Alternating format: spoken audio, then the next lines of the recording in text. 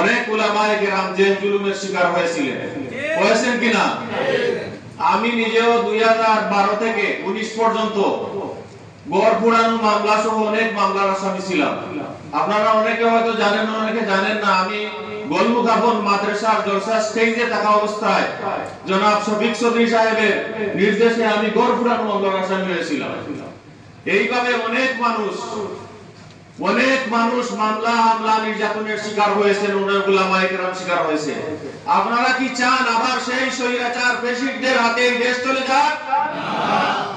যদি আপনারা না চান, তাহলে আজকের এই সেমিনার থেকে আপনারা সবাই ঐক্যবদ্ধভাবে দল মত নির্বিশেষে যারা মাদ্রাসার দায়িত্বে আছেন, যারা মসজিদের দায়িত্বে আছেন, যারা খতিব আছেন, সমাজ থেকে একটি পৌঁছাতে হবে। আদিনের সংশয় একই বাক্সে কি বলে আমরা যারা মনোনীত করব, আমরা সবাই ঐক্যবদ্ধ হবে, আমরা সবাই ভোট দিয়ে আমরা এই দেশের সংসদে আমরা ইসলামী মূল্যবোধের পার্টিকে আমরা বিজয়ী করব, ঠিক কিনা? যদি আমরা সবাই ঐক্যবদ্ধ হয়ে সেই প্রচেষ্টা, সেই দাওয়াত জনগণের কাছে পৌঁছাতে পারি, ইনশাআল্লাহ এই উসমানীনগর বিশ্বনাথ মুক্তিযুদ্ধের সর্বাধিক নায়ক জেনারেল এনাজি উসমানীর এলাকা, এই উসমানীনগর থেকে যদি আমরা এই দাওয়াত পৌঁছাতে পারি, ইনশাআল্লাহ আগামী দিনের সংসদে ইসলামী মূল্যবোধের আমাদের পার্টি ইনশাআল্লাহ বিজয়ী হবে। এদেশে ইসলামী মূল্যবোধের সরকার প্রতিষ্ঠা হবে ইনশাআল্লাহ। আমি সবাইকে বলতে চাই, বিভেদ নয় ঐক্য চাই, কল্যাণমূলক রাষ্ট্র চাই।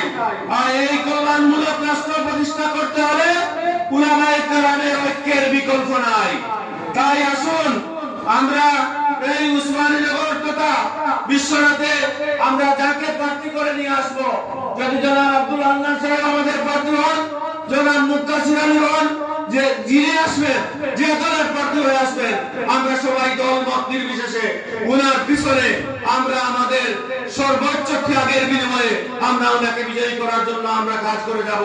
আল্লাহ পাক আমাদের সবাইকে ঐক্যবদ্ধভাবে আগামী দিনের যেভাবে ফ্যাসিস্টকে আমরা বিতাড়িত করেছি, আমাদের এই দেশে এখন দেখা যাচ্ছে আমাদের যারা ভাই ছিল, যারা জাতীয়বাদে বিশ্বাস করে, তারা আমাদের প্রতিপক্ষ হয়ে আমাদের বিরুদ্ধে বর্তমানে আমাদের বিরুদ্ধে অপপ্রচার তারা লিপ্ত আছে।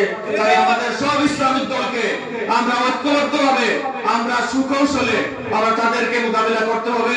আমাদের একটি বাক্সের মাধ্যমে আমাদের একজন প্রার্থী থাকবেন এখানে, আমরা বিশ্বাস করি মনে প্রাণে এবং এই আশা লালন করি এই উর্বর সময়ে এই